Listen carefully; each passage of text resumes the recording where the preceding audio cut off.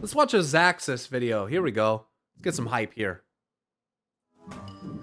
Why is it that goblins are so brilliant yet terribly reckless? What is the root cause behind their chaotic nature? The root cause, this fucking How guy. can Undermine still be involved in the patches of the war It's on the OG map, dude. That's so fucking crazy.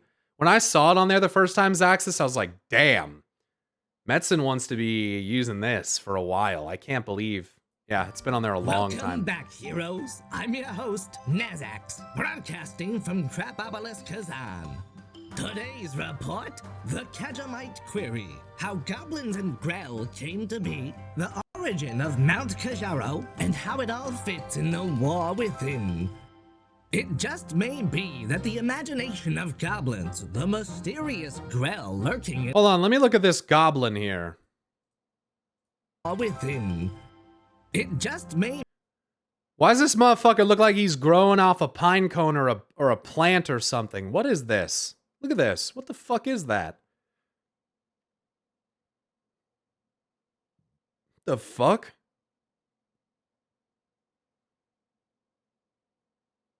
It's Hearthstone art? It's weird. Be that the imagination of goblins, the mysterious Grell lurking in Azeroth's forests, a Titan experiment swept under the rug, and an ancient Mogu legend all come together to make one electrifying, absolutely bananas history. Let's start at the beginning. We know from a passage in Chronicle Volume 1 that Mimiron, Titan Keeper of Invention, was directly responsible for the creation of goblins. Yeah. As we're told, quote, in ancient times, Keeper Mimiron had discovered Kajamite and used it to experiment on various races, greatly enhancing their intellect. Some of these tests. What is some of the, you show so much stuff. Question mark next to this? I don't even know what this is. What is that? Are these like race emblems? Pandaren? I don't know. I don't know what that is. Trolls or something? I don't know.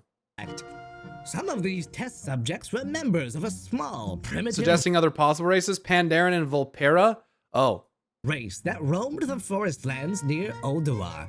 Consuming Kajamite transformed the creatures into a highly intelligent, industrious breed, known thereafter as goblins.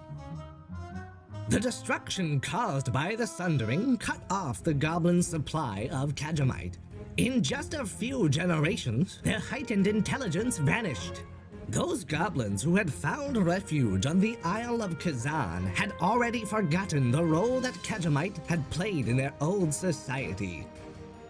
But the question remains, what were those creatures that Mimiron took from the forest lands around Ulduar? To solve this puzzle, we need to look at the source of the initial creatures that Mimiron used. When Titan Keeper Freya was tasked with seeding life across Azeroth, she relied on the ethereal realm known as the Emerald Dream, using its vibrant energies to bring forests into existence and empower creatures of many kinds. And look, if they had already ordered the Emerald Dream by this time, then in my opinion, what's heavily implied is that this is all ordered. Anything that's sourced from the dream is ordered. Anything that's bound to the dream is ordered. Kind of the way I see it, because if it's already been done by now, then it's all connected to order. All of it. Enter the forest sprites.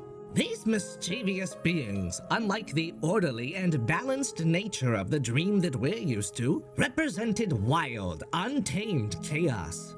They slipped through the cracks of order, causing unpredictable and magical mischief wherever they roamed. Well, slipped through the cracks of order.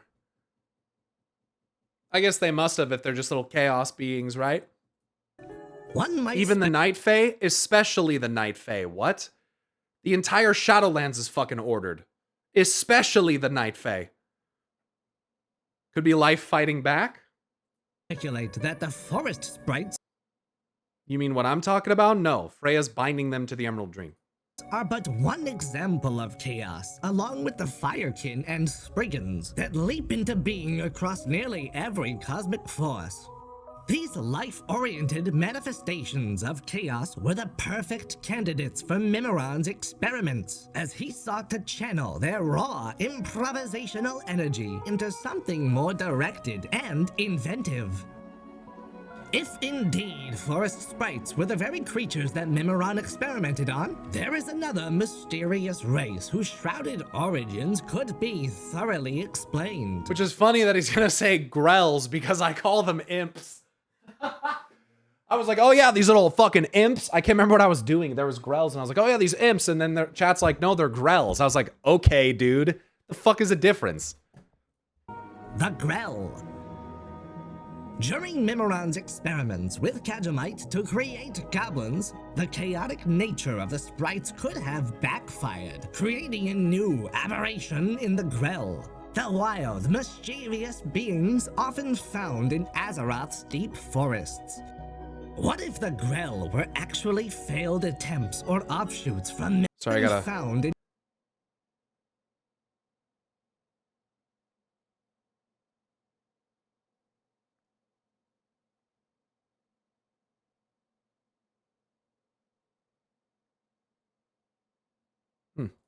in Azeroth's deep forests? What if the Grell were actually failed attempts or offshoots from Mimiron's original experiments in his attempts to transform forest sprites into goblins?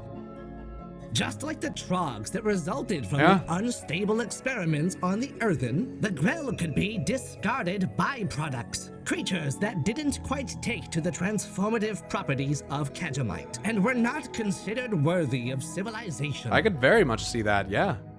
But how did they go from Kajamite mutants to iconic forest spirits? Enter Bran Bronzebeard, who during his travels crossed paths with none other than the wild god spirit Aecina. In a conversation that left us with more questions than answers, Bran asked Aecina outright about the origins of the Grell, suspecting that she was responsible. Aecina's response? Maybe. She coyly said, maybe. What are we supposed to make of that? Well, perhaps some of these Grell escapees avoided titanic stasis and found a new or renewed purpose, answering the call of Aecina, the spirit of the forest, seeking to reclaim their forest sprite heritage. This'll fit nicely with the Heronir. I think I see where he's going here, bro. Okay, I think I see where he's going here. This will fit nice in at what Freya's doing, potentially, and what Eonar might be doing. This could be pretty fucking slick here. And return to the wilds they came from. And that's how we get from forest sprites to Grell to goblins, and neatly tie up a history which was lost to the ages. So that's all well and good. Mystery enough for one day, right? But wait, there's more. Right after this sponsor, Intel Extra, the Kajamite supplement for the working class goblin. Are you tired of having the same old boring ideas day in, day out? Find yourself longing for a vibrant mind? Then it's time to subscribe to the Knowledge Wars official Kajamite supplement, Intel Extra. Goblin approved and definitely tested on animals. Oh what do my you think we're God. stupid?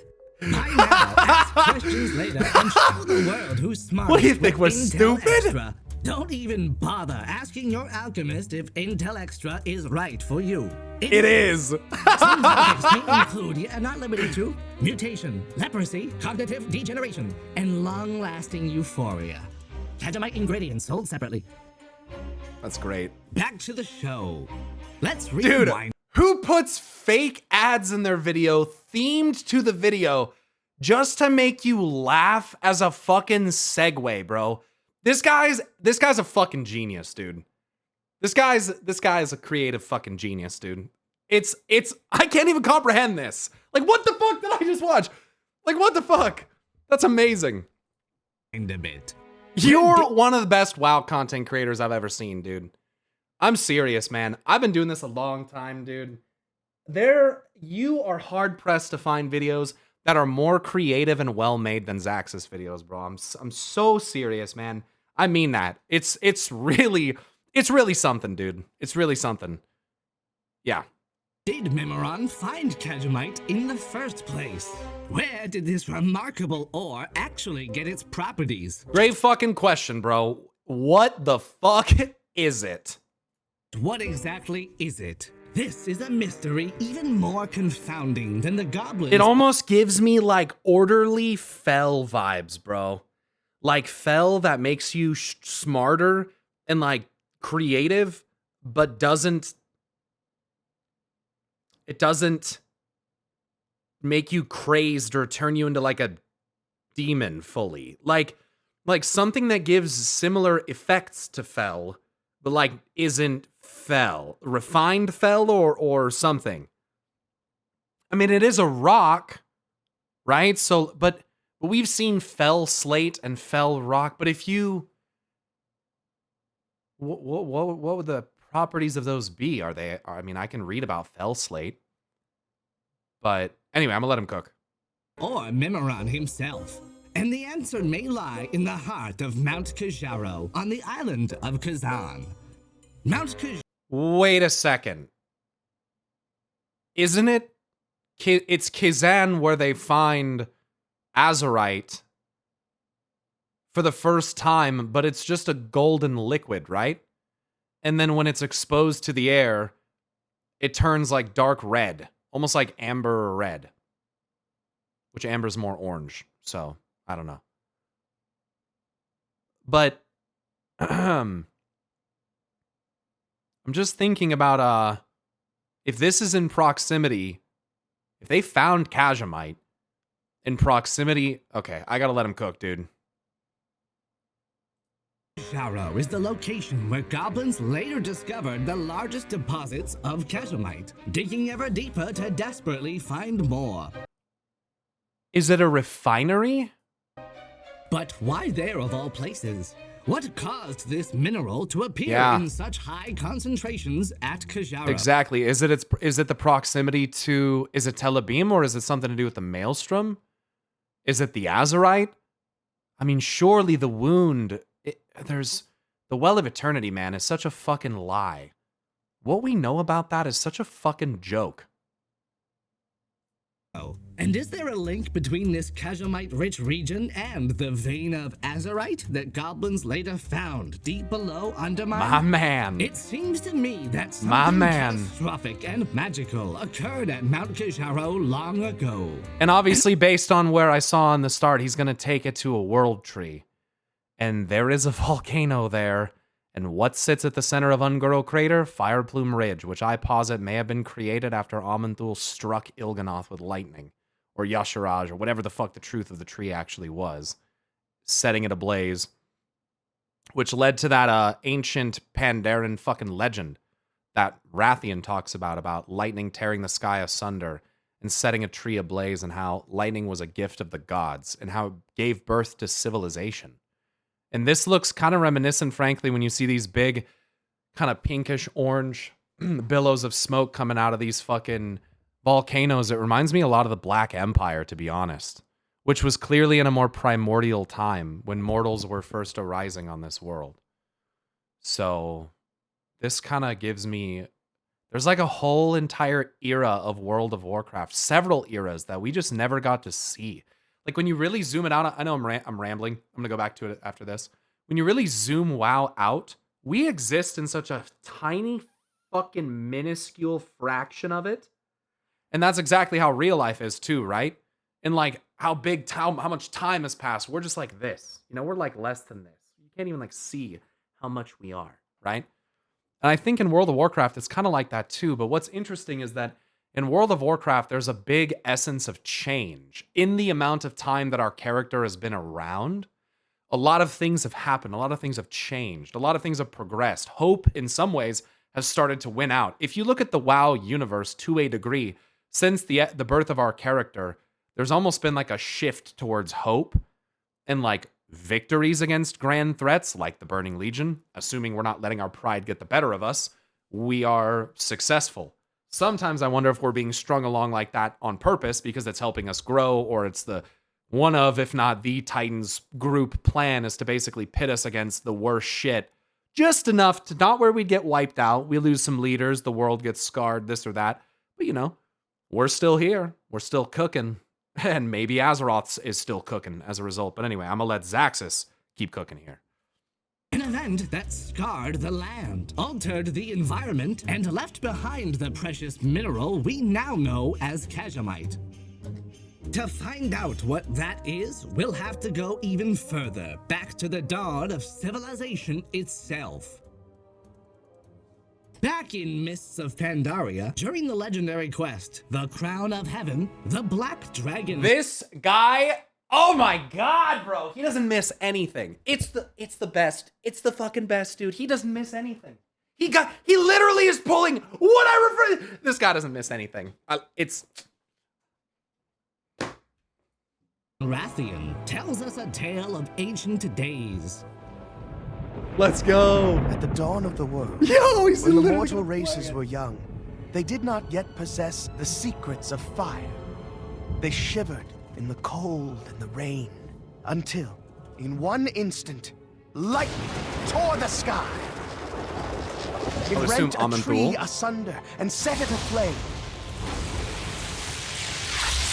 The mortals gathered around the fire in awe and wonder. It could cook their food and warm their homes. They seized it and protected it. They fed the fire every hour of every day. Hot coals were carried from one primitive camp to the next. Do you see?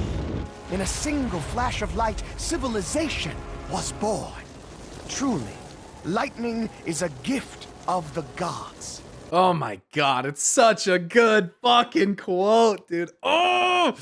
In a single flash of light. Oh my goodness. What a sick way to relate Aman'Thul to light, by the way.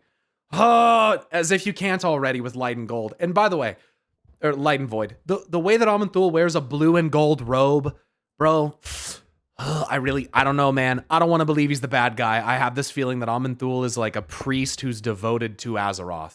Then, like, that's what he does. I think, again, Norganon is the bad one. And ENR might be up to some shit, too. But I really think Aman'Thul with the Light and Void thing, man, I don't think he's the bad guy. Not that we haven't seen priests turn into bad guys before. Benedictus. But you know what I'm saying. You know what I'm saying. He understands the balance, I hope, and is trying. He's like Nosdormu, I hope. Where he's, like, trying to... There's some bad things that have to happen. But like Rathian is saying, lightning's a gift of the gods, man. The fire that came from it and the birth of civilization, I think the way it's set up is to make it sound like it was an accident. But the way Neltharion talks about it, and I kind of agree, is that, come on, man. Like they didn't know Sargeras was plotting against them. Like this was I guess, no. What Deathwing writes is that they wounded it in their ignorance or their arrogance or something like that. So Neltharion believed that they did do it on accident. I don't. I don't think that the Well of Eternity was created by accident. I really fucking don't, man. I really don't. Their first look, Chronicle talks about how they tried to wage war on them. It didn't fucking go well. Okay? It didn't fucking go well. Aman'Thul got pissed off. I'm pretty sure that it was not until the initial failure of the Titanforged that Aman'Thul ripped out Yasharaj. Because I'm pretty sure it was like bending the fucking Titanforge to its will, or that may have been Yogg-Saron. I need to review that, but the point is that era and sequence of events and what was actually occurring, whether it's Eluna here or Yasharaj or this, it's very much obfuscated. And maybe all of these things are true. Maybe it was Eluna here and Yasharaj, and this event too. Who fucking knows? I was just in the Timeways and noticed they're Azerite colors too. Although it could be those colors because light plus void equals time. Maybe both. Perhaps. I don't know.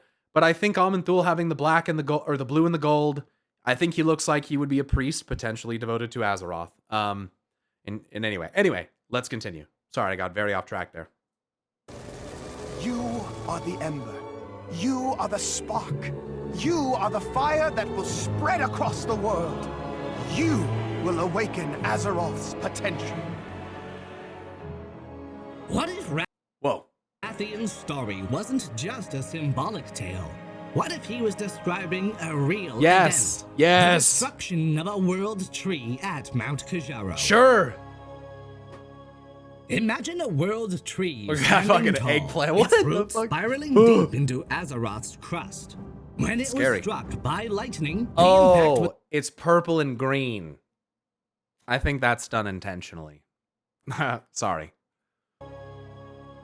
Imagine a world tree standing tall, its roots spiraling deep into Azeroth's crust. When it was struck by lightning, the impact was so powerful that it ignited the tree, setting its massive roots aspark and causing them to burn deep into Azeroth. Yes, wounding dude. Yes, the burning root theory's so good. The legend in the fucking dream though says that the roots survived, and we see that. But this could be a different tree. It could be two different events. This could be a completely different event. The world itself. Could have happened twice, like history just repeating itself. Sorry. Elemental surge transformed Mount Kajaro into a volcano. The molten remnants of the light? world tree's roots fused with Azeroth's own lifeblood, mixing chaotic life magic with the essence of the world's soul and creating Kajamite, a crystallized form of storm, earth, and fire. Let me hear that again. The spark and causing them to burn deep into Azeroth, wounding the world itself. Right. This violent elemental surge transformed Mount Kajaro into a volcano. The molten remnants of the world tree's roots fused with Azeroth's own lifeblood, mixing chaotic life magic with the essence of the world's soul and creating Kajamite, a crystallized form of storm, earth, and fire. So how could you take that logic and apply it to other situations where we get substances that may be similar to Kajamite, like Fel? I always think about how could you apply that to something like Argus and his essence and life essence of demons being used to craft Fel or to do something like that. Just side thoughts though. Anyway, sorry.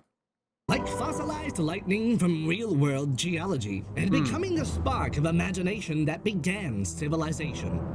Fossilized lightning.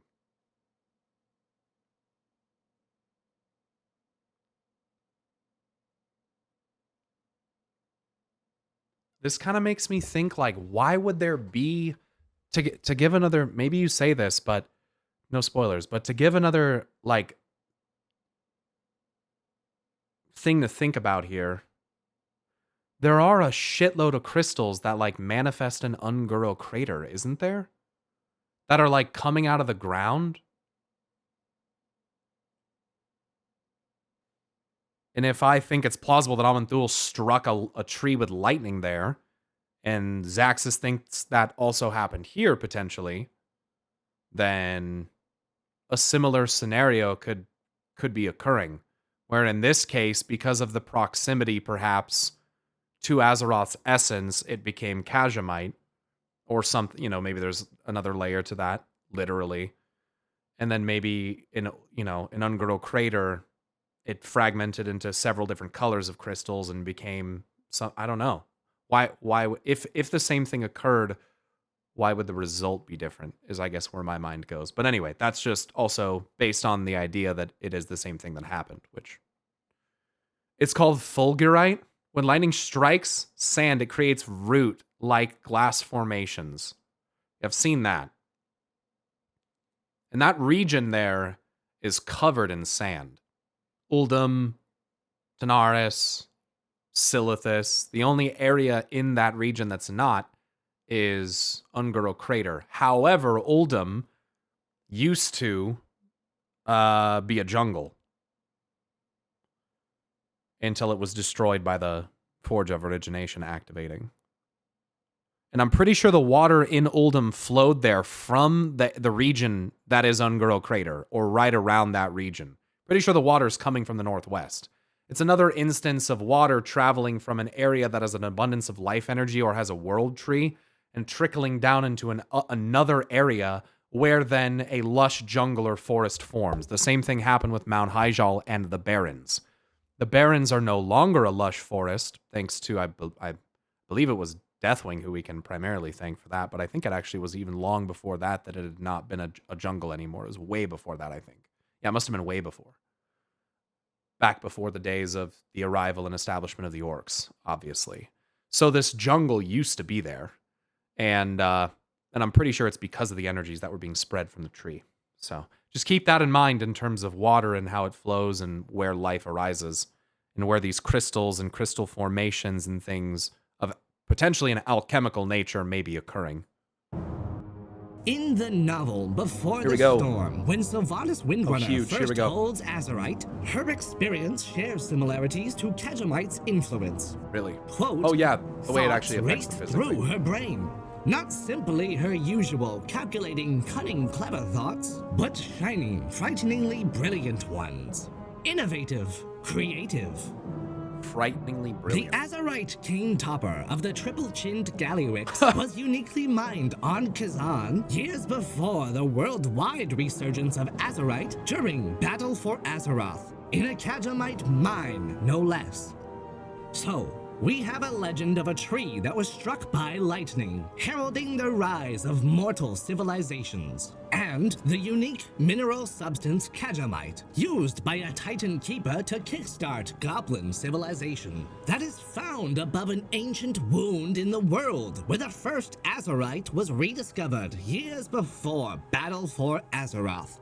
Is it really too crazy to think that there's a connection here? No, not at all. Or could it just be that Mount Kisharo and the tunnels of the Undermine were actually formed by an ancient thunderstruck world tree? That'd be pretty fucking sick. Now you might ask, that'd be sick. If Rathian says lightning is a gift from the gods, which gods are we talking about here? We might first think about the Titans, with the Zeus-like Amarnthul and Tharim's storm temples.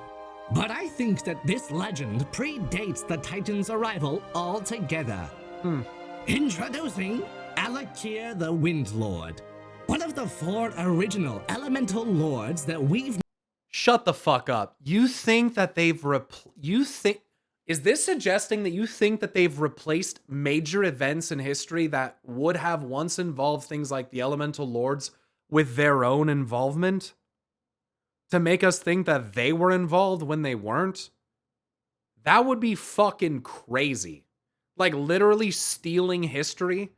That would be fucking nuts. Because by all accounts, I agree with the first implication that it would be the Titans. So to think that they're basically trying to make you think that when it wasn't actually them, dude, am I brainwashed? Their brainwashing even works on me, potentially, dude. What the fuck? Even I'm brainwashed to think that they've done things that they maybe haven't done. What the fuck, dude? What the fuck? That'd be crazy. I like where this is potentially going. Let's see. No, the rule over the primordial days of Azeroth. They sure were. Even before some of the first forms the of life of the old gods. The fuck? It is said that Alakir is the most cunning of the elemental lords, and with the aid of Ragnaros, the Fire Lord, they turned the Black Empire citadels to ash. Wynn's negative trait is also madness, I'm pretty sure, so take that for what you will. Whirling furious storms of lightning and fire. Now, why would Alakir be messing up a world tree at Kajaro? Better yet, why would there be a world tree before the Titans' arrival anyway? Because the Earth Mother?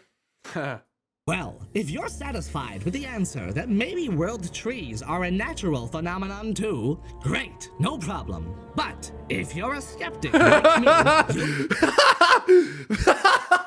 didn't realize the fucking Kajamite pipe right there. Oh my god. you'll need more. This next part is largely speculative, but I implore you to hang on. Considering the array of magics that we've seen old gods wield, is it too far-fetched to think that life and nature were also under their command? Remember Il'gynoth wrapped inside of a decrepit world tree within the Emerald's Nightmare? Or how about the twisted tree Gul Inath in Drustvar? Yeah. Who's to say that Xaxxas, said to be the most powerful of the old gods, and who sports this familiar green glow in many official depictions, didn't learn to leverage, or perhaps already inherit the magical powers of life, growth, and nature? Oh man, and I wonder where he would have got those from. Two distinct entities come to mind. I won't name them, but I wonder. I mean, the old gods are life forms, are they not? Yep. We know Xaxxas. That's why I always thought the fucking quote, they do not live, they do not die, they are outside the cycle. That could be about the old gods, but it's part of why I never really thought that was true. Because they seem to live and die. I mean, we kill them. The devs have confirmed it multiple times. They have some kind of life cycle. Some life and death cycle. But something else that they're referring to is outside the cycle. It could be us, as we've talked about. It could be the Titans, trying to remove themselves from the cycle that everyone else is stuck in. But, you know, that's speculative and I can't prove anything like that. The tree model I recolored sure wasn't from Azeroth. Hint, hint. Yeah, the green and purple was, yeah. Yeah. Big anchors, big nets, big gateways connecting realms. Yggdrasil's known for that, I'm pretty sure, holding and connecting all the realms of the Norse mythological structure. Strong spiritual presence in Pandaria long after his death in the form of the Shah. And it seems reasonable to suppose that he wielded spirit even stronger in life. Consider how places like Mount Hyjal were already magically potent before Freya shaped the wilds of Azeroth, before any known world trees were planted there. And then we can think about Mount Kajaro a little differently. You question how goblins and undermines still fit into the war within, since 11.1 is looking like a venture into the roots of Eluna here? I say, it's entirely possible that Mount Kajaro, Kazamite, the Undermine, and the Goblins all have origins rooted in an ancient world tree, and that Rooted. Nice. Does this model actually exist? Isn't this one of those weird? No. I think I've seen that before. Maybe not, though. Take a closer look at the world tree map I present here, by the way.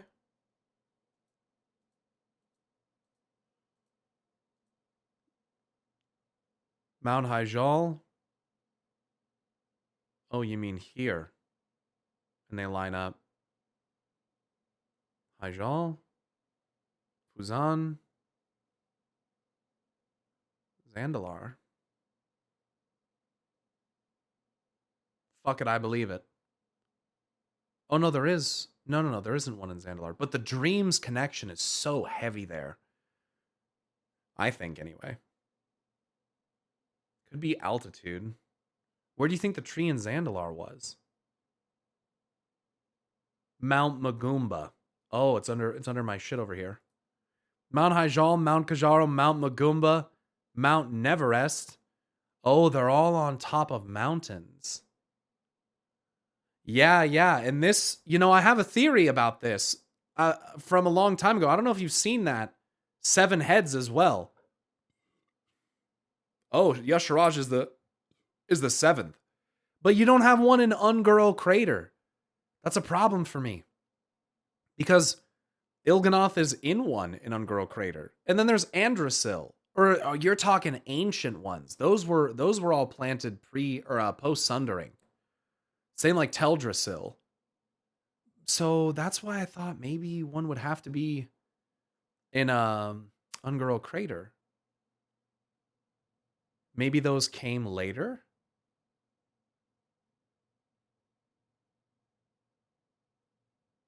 Oh, and this puts them all in Yasharaj's territory. Oh, that's okay. That's pretty important how you've managed to do that. They're all inside the territorial line. That's pretty impressive there. Because Andrasil is I'm pretty sure, yeah, Andrasil I'm pretty sure is post-Sundering. But so's Mount Hyjal. Nordrasil is In post-sundering. many official Shaladrasil, which would be near High Mountain, would be pre-sundering. That's proven. Mount Hyjal would be post-sundering. Same as Teldrassil, obviously. I don't know. It's like trees are his tendrils. Yeah, could be. I think that they're nature aligned. He's got a Malorn motif on his fucking forehead. Like, come on. Look at that. That's why Xaxxas and I argue so fucking hard that, one of the reasons why we argue so hard that Yasharaj must be related to life and nature and spirit in some capacity. I think Unguro Illuna here is Titan arrival stuff. Oh my god, the layers of copycatting that you're suggesting is blowing my mind, bro. What the fuck? I haven't even stopped. Dude, I'm still Titan pilled. I'm like still Titan pilled. What the fuck? What the fuck? This concept, even if it's not true, the concept of it's fucking me up. The Ungirl thing is fucking me up. What?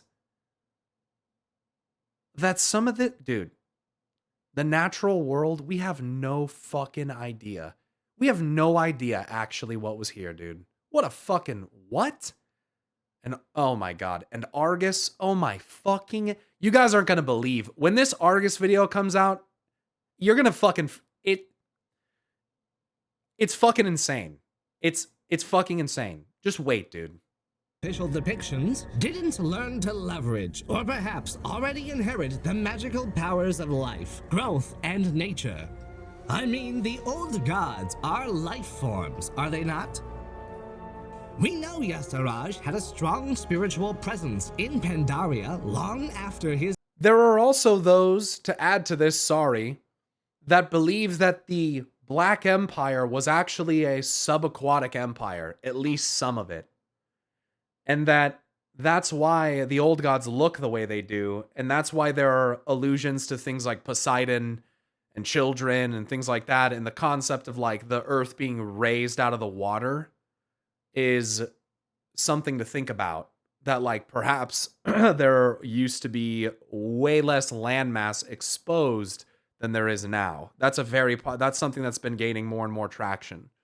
So to just throw that in there as well, some of these high mountain peaks may have been the closest to the surface and could thereby have even absorbed more energy from the suns or Naru ships or whatever the fuck was orbiting us and still potentially is orbiting us in the days of old, which is potentially predating the Titans as well, so, or their involvement in this capacity, which is fucking insane. So his death anyway, in the form of the Shah. And it seems reasonable to suppose that he wielded spirit even stronger in life.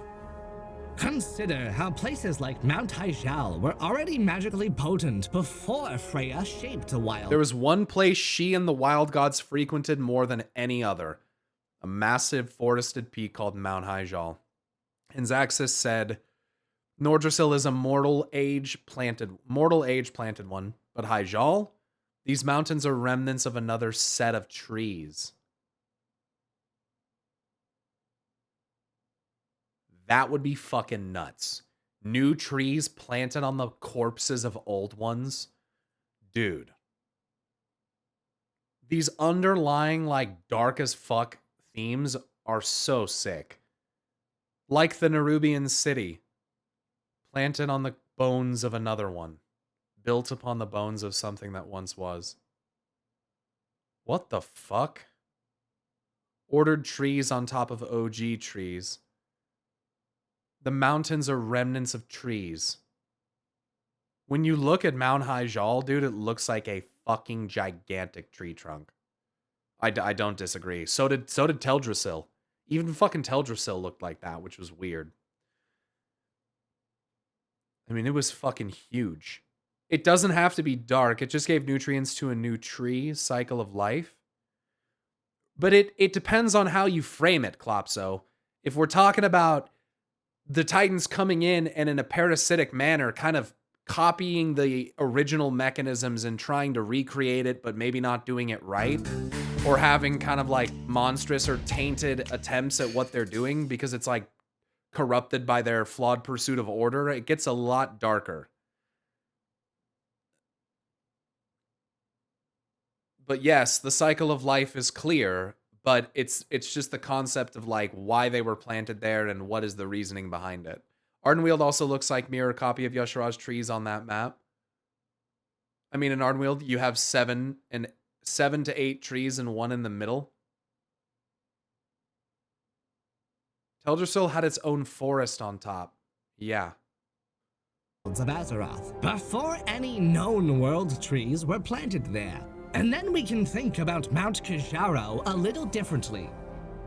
You question how goblins and undermines still fit into the war within, since 11.1 is looking like a venture into the roots of Eluna here? I say, it's entirely possible that Mount Kijaro, Kazamite, the Undermine, and the goblins all have— That would be a wild coincidence on my part, but Mount Cordis I listed is in Drustvar after all. World trees were planted there. And then we can think about Mount Kijaro a little differently. You question how goblins and undermines still— Are they mirrored, by the way? Is that what you did there? Sorry.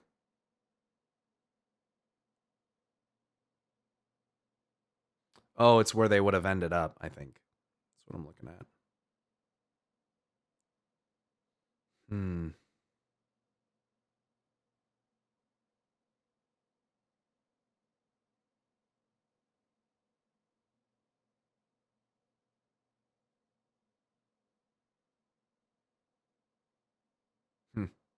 Taking the Sundering into account. Yeah, I like this, dude. This is sick. We can think about Mount Kijaro a little differently. You question how goblins and undermines still fit into the war within, since 11.1 is looking like a venture into the roots of Eluna here? I say, it's entirely possible that Mount Kijaro, Kazamite, the Undermine, and the goblins all have origins rooted in an ancient world tree, and that it couldn't be more relevant. Thank you, Fayflower, for the 3 months. Do you think it's possible that there's a giant root network and root system underneath that they've exploited to build the manifold? Or is that a completely different kind of thing? Have they ever explained where the goblins came from? Well, I think that's... Yes, they have. In Chronicle. He talks about that at the beginning of this video. Pretty in-depthly. So if you want to know, give this video a watch. We can imagine that millennia ago, Alakir the Windlord struck Mount Kijaro with the full fury of the storms, lighting the tree with elemental power and wounded the deep places of Azeroth in doing so. Do you think that this ties to the Eyes of the Earth Mother story? Fueling the acclamation, perhaps? Perhaps. Like, of the Earth Mother making friends with the elements? Like, am I to believe that's the case? Are they just homies, or did they war a little bit, or like what? The Earth Mother stuff is still just, yeah. Anyway. Here's cunning spark, mixed with the life and spirit of the world tree, empowered by the essence of the wound in Azeroth, crystallized into veins of Kazamite. A single spark that gave rise to civilizations, just like Rathian said. As we enter the forested caverns of the Haranir's homeland as our new zone in 11.1, we could learn that— Speculatively, chat, he's giving a narrative, okay? So when he says it, that's not like a confirmed thing, but the speculation that he's put out is it's telling like this narrative, this story. So, and I think it's a really good idea, and also very possible, so. Eluna here and the Undermine have more in common I'm glad than you're we doing first some. thought. Maybe alongside the Haranir, we'll discover a subgroup of Grell that have evolved in the subterranean depths of Khazalgar after fleeing from Mimiron's laboratory. Perhaps they followed Asena's call to the Sanctuary of Life, and we'll see her there too. The goblins of Azeroth could finally learn of their epic electric heritage and adapt with the gears of change by embracing their long-suppressed forest spirit's nature. Yo, oh my god, dude. If they did this, oh my god. The corpo greedy, don't give a fuck about pollution, nature schmature, dude. Goblins, oh my god. Could you imagine? That would be fucking hilarious, dude. They just like completely fucking flip, dude. They're like, wait a second. What are we doing? They wouldn't all flip, no, but it'd be kind of cool to see like a group of them or something, or like maybe some OG goblins in that bitch, and they're like, wait a second. What the fuck? Mimiron corrupted them with greed and intelligence. And the capacity for machinery. Bam! Goblin druids are canon, and Huge. goblin shamans make perfect sense. Huge. Being children of the storm. You're welcome. Okay, I know what you're thinking. We already know that the goblins are after some island with a crystal because of these NPCs from patch 11. And if there's an island with a crystal, there's a good chance that there's gonna be a tree. 05. And surely that's the new zone, not Undermine, right? Here's where it gets bananas. Before 11.1, with goblins and world trees, I think our heroes will take to airships in 11.0 Banana Dar. and fly to the fabled island of Telebim. Be about time. For the triumphant return of Plunderstorm. This time, Plunderstorm integrates itself into the main story by bringing us to the long-awaited Banana Island. So, why Plunderstorm? Simple. We've been given a tease about an island with storm clouds that close in around it, that we're traveling to with airships. Folks, this is Battle Royale 101. Yeah. True. What does Telebim have to do with goblins or an ancient war with Alakir? Well, here's our clues.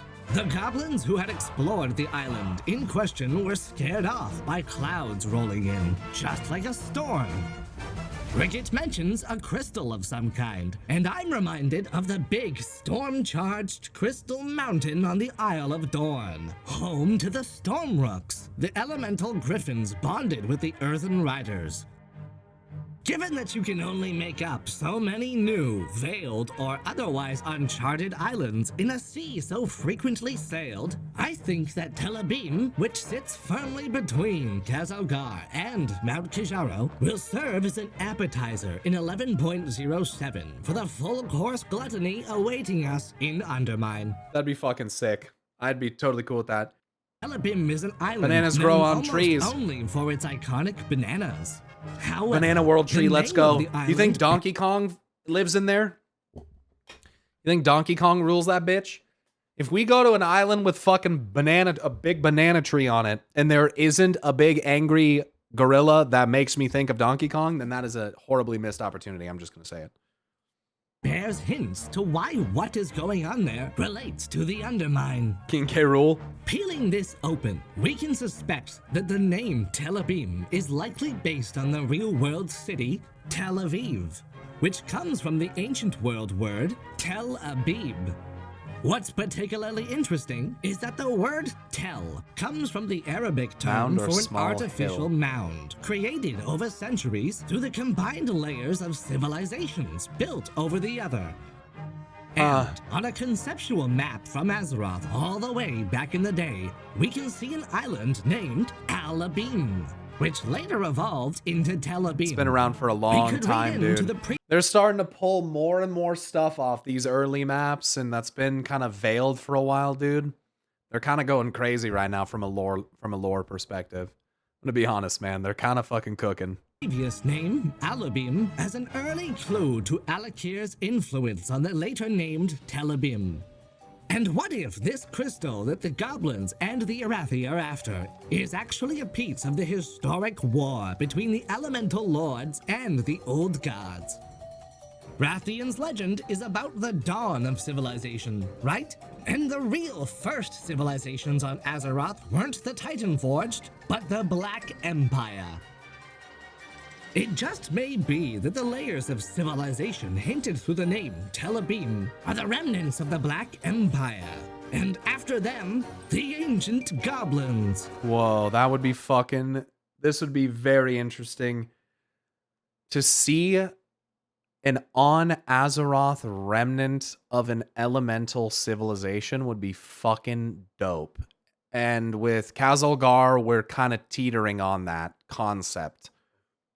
To see something that fucking old beyond what we saw in the elemental planes, which are fashioned by the Titans, Sword Keepers, or I guess it's technically fucking Loken and fucking Helya. But anyway, that would be pretty sick.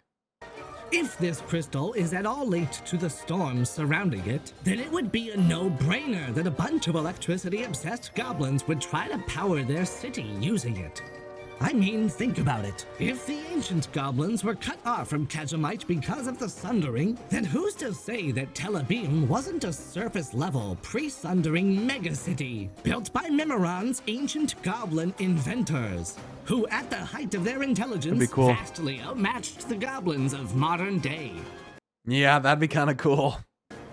What if in 11.1, our heroes delve below Tel Abyss into the entrance of a fully realized Undermine raid or mega dungeon that starts in the heart of old Undermine? A backdoor to an ancient underground goblin metropolis, housing the facilities where Titan Keeper Mimiron ran his experiments with Khajiit. Be pretty sick. Here, the heroes of Azeroth can drive back the Dark Fuse Company through the tunnels of Undermine all the way to Kazan and uncover the unholy depths of their plans to recreate Khajiit by destroying the roots of Elunahir. This is how the Haranir's homeland fits perfectly into 11.1 as the zone, while Undermine features as 11.1's raid. And the crooked goblin behind it all? Chestor Gallywix, pulling the strings probably. to reap and Probably. sow the woes of a tormented world. Fucking dreadlords, And man. to think, if it weren't for us meddling kids, he would have got away with it. Like the Dream Surges before Guardians of the cool. Dream, this would frame Plunderstorm's return in 11.07 as a prelude to the unraveling story about the origin of Mount Kajaro's mystical world tree, Khajiit, the goblins themselves, and the earliest wars in Warcraft. Meanwhile, taking us back to not one, but two legacy locations to celebrate World of Warcraft's 20th anniversary, Undermine and Tel Abyss. Folks, now is the time. I love how you have the fucking star chart stuff up here and the fucking planets up there. That's cool. Mine. Whether it's secretly ran by a demonic host or connected to the Haranir and world trees, I care not. At the end of the day, I wouldn't be much of a goblin if I didn't place a few bets once in a while. And that's where we conclude today's tectonic revelation. Tell me in the comments below, what do you think we'll see from 11.1, and what do you make of Rathian's legend? Thank you for tuning in to another episode of Knowledge Wars, where the truth isn't cooked, just bro. out there, it's buried under He the fucking- layers of he ancient cooked. goblin architecture and He's cooking. Titan machinery. Remember, folks, you are the resistance to the Big Kaja Corporation. Okay, show's over, pal. Nothing to see here, folks. Wait, no, you can't do this to me. Do you know how much I've sacrificed? The truth is what we make it, pal.